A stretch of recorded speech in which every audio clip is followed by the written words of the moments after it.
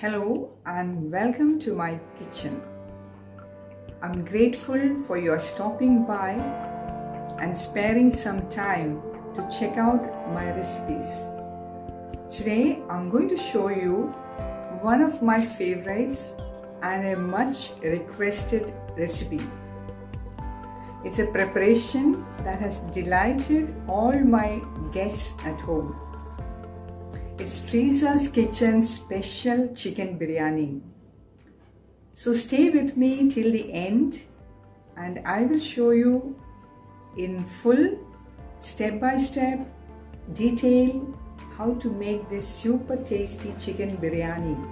But before that, if you are new to my channel, I request you please support our work, hit the like button, subscribe to our channel for more interesting recipes and share the video to your friends and family.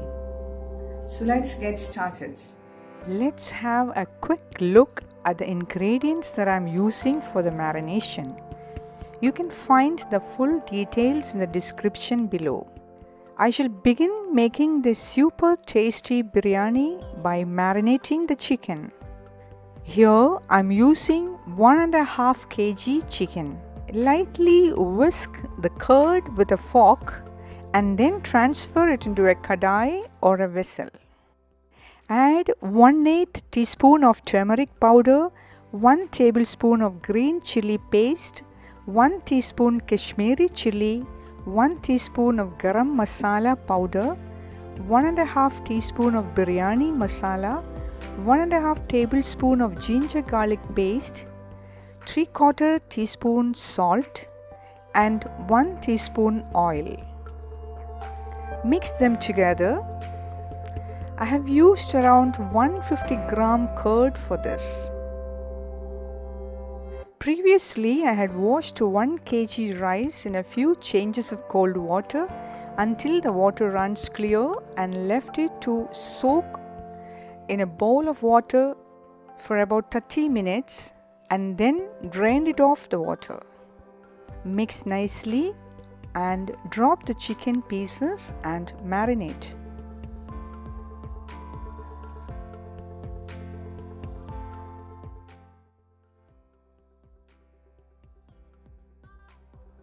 It's time to refrigerate. You can refrigerate the marinated chicken according to your convenience, anywhere between 1 to 12 hours. Take a quick look at the other ingredients. I'm cutting short the video to save time, so please check in the video description for full details. I have taken sufficient water in a vessel for boiling the rice, into which I had added 3 pieces of cinnamon.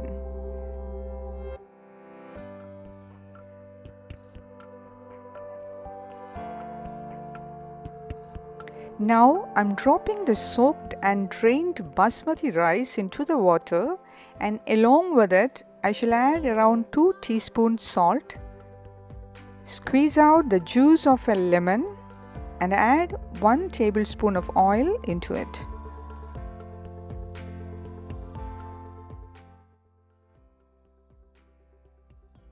Gently stir the water, close the lid and bring the water to a nice boil and then simmer it for 2 to 3 minutes.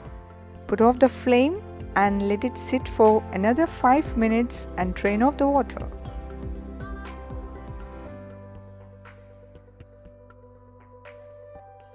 The rice is around 50 to 60% cooked. The rice should not be overcooked because it will be cooked again with the chicken when we put it on dum.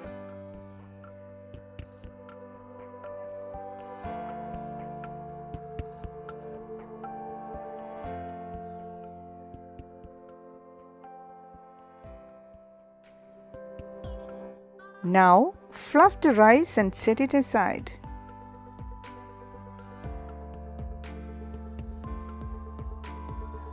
Now let's start preparing the chicken. Heat a kadai and add 7 tablespoons of oil into it. I'm using sunflower oil. You can use any oil according to your preference, but it's better to avoid oils with a strong aroma because we don't want much interference to the authentic biryani smell. When the oil is hot, add the onions and fry until it turns to a rich golden brown color.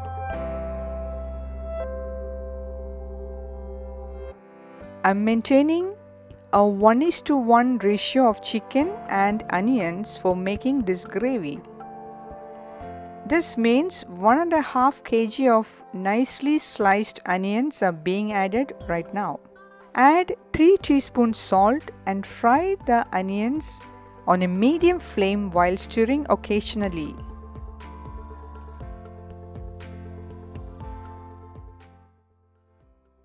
Meanwhile, let's prepare our main gravy paste. For this, in a blender, add 5 cut green chilies, half cup coconut pieces, 3 teaspoons soaked and drained magaj dana or melon seeds, 1 teaspoon poppy seed, 3/4 cup cashew and half teaspoon salt, and blend together into a fine paste and set aside.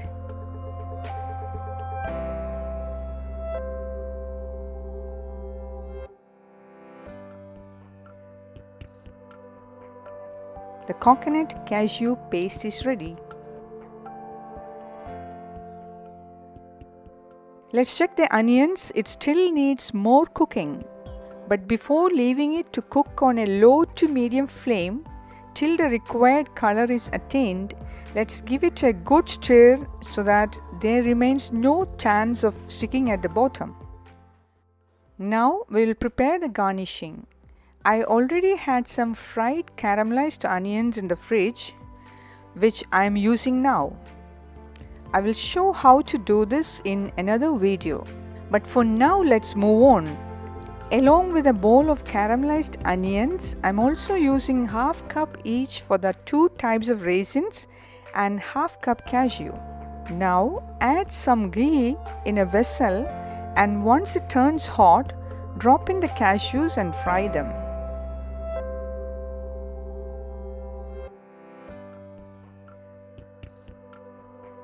Let it fry till it leaves a rich aroma and turns into a light golden color, as you shall see. Once done, set them aside and do the same with the raisins. Fry the raisins till they bulge and become like tiny bulbs.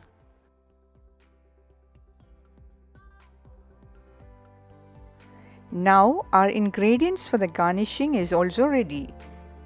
We shall set it aside and move on. Now in the same kadai, I shall cut a tomato into half, and using the remaining ghee, I shall fry it till it softens.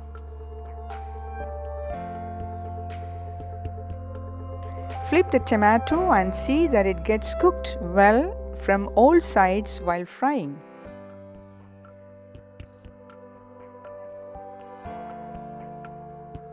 At the same time, let's check our onions. It's not yet fully fried, so stir it a few more times and give the onions a few spins and let it continue to cook.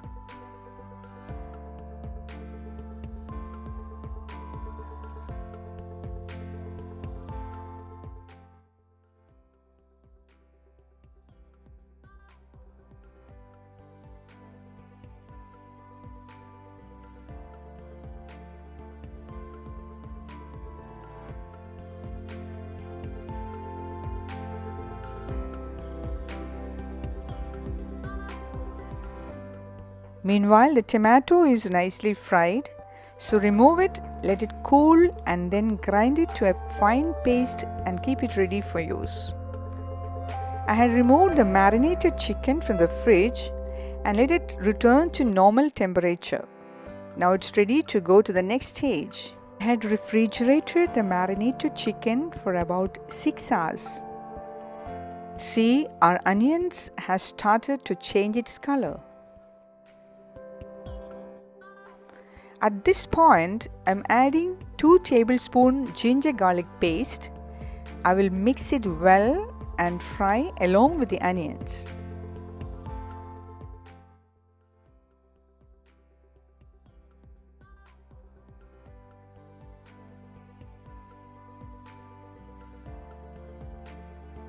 The onions are fried well and has turned into a full, rich, golden brown color.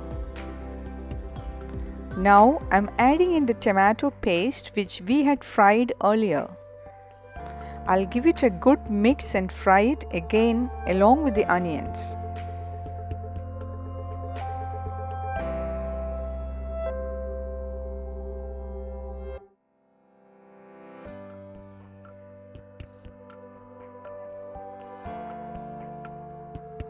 What goes in next is a main gravy paste which we had made using cashews, coconut pieces, poppy seeds, melon seeds and green chili. This is an essential ingredient for the biryani. It's this paste along with the onions that gives the biryani its rich taste and texture.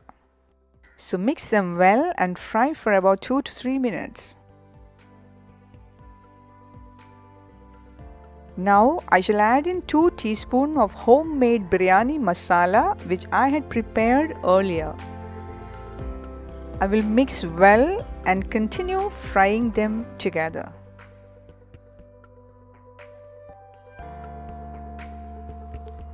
Once the masala starts leaving the oil from the sides and the color reaches a type of richness and it smells perfect, it's time to add the marinated chicken that had been waiting in the queue for a long time. Gently break the ball of chicken and with great care mix the chicken pieces with the gravy till all of them feel at home and get nicely coated with the masala.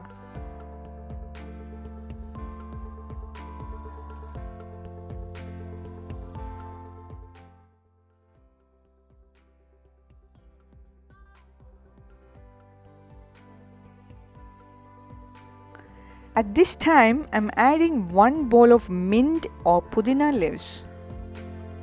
I'm also adding 1 bowl of chopped coriander leaves and will give them a long, gentle mix.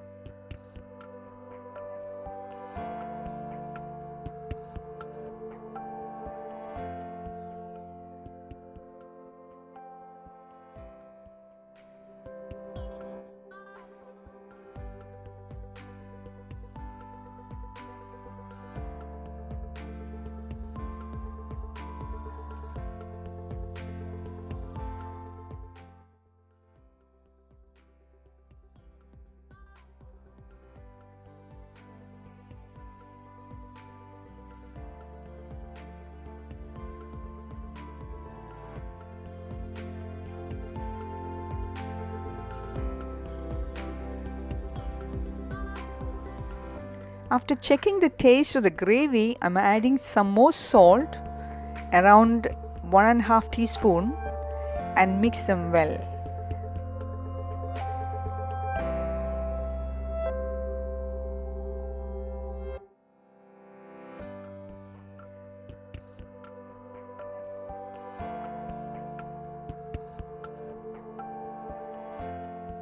I shall now cook it further with a closed lid on a low flame.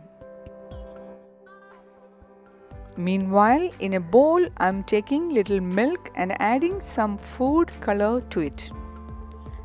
I shall mix it well and set it aside. You can substitute the artificial color by adding a few strands of saffron to hot milk.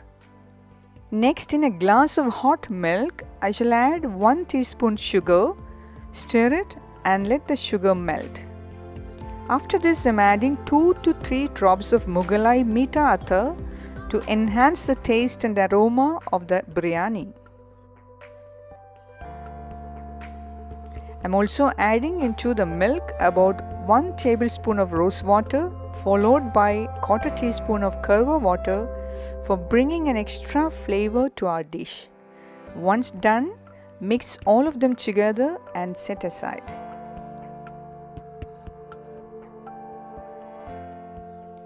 Now let's open the lid and see how the chicken has turned out. Wow! Doesn't the chicken look yummy?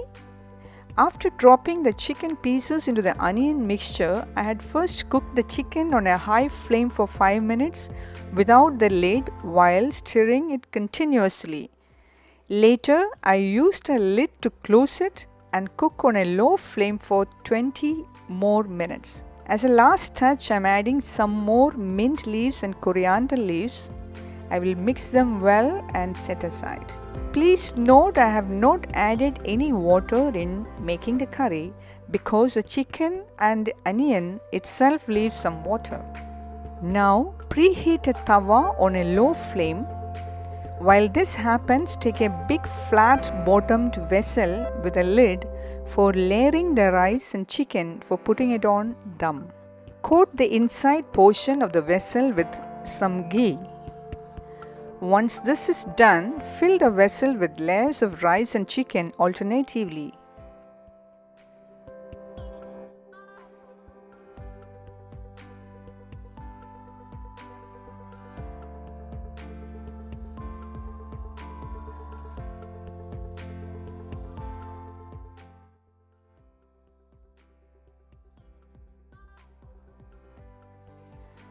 I'm putting some mint and coriander leaves with a pinch of roasted homemade biryani masala and some caramelized onions and some drops of colored milk.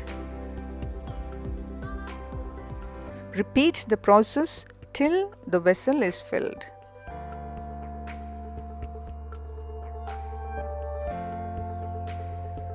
I had made 3 layers of chicken and 4 layers of rice while filling the vessel. Now, this may vary according to the quantity of the ingredients and the size of the vessel that you might be using to cook your biryani.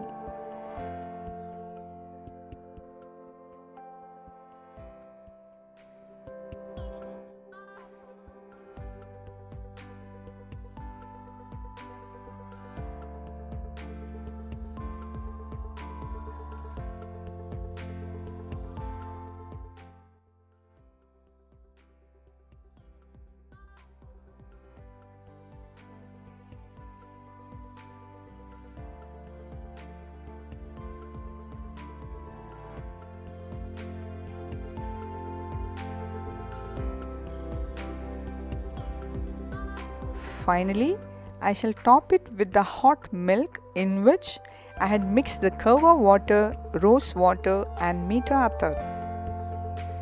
Now put on the lid and see that it's tightly closed and place it on the preheated tawa. If you drink water after boiling it in your family just like us, then this is a nice time to put that hot water to good use.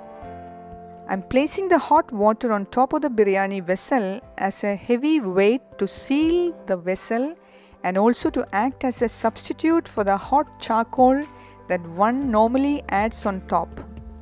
The following dum process that I'm showing is quite simple.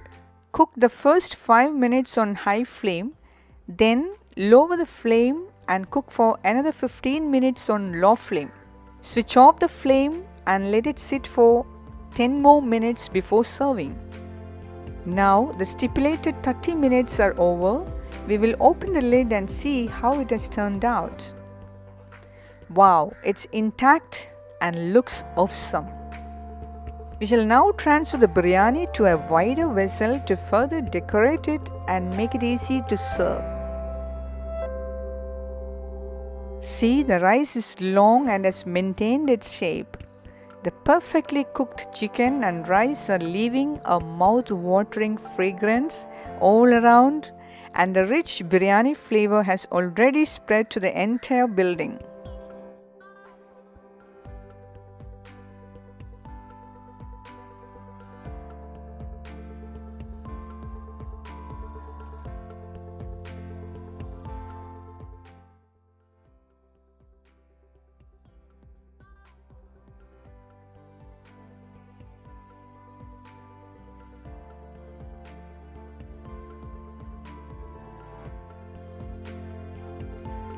Finally, garnish it with a caramelized onion and lightly fried cashews and raisins. Believe me, this is very tasty, rich and yummy biryani. It's a must try for all.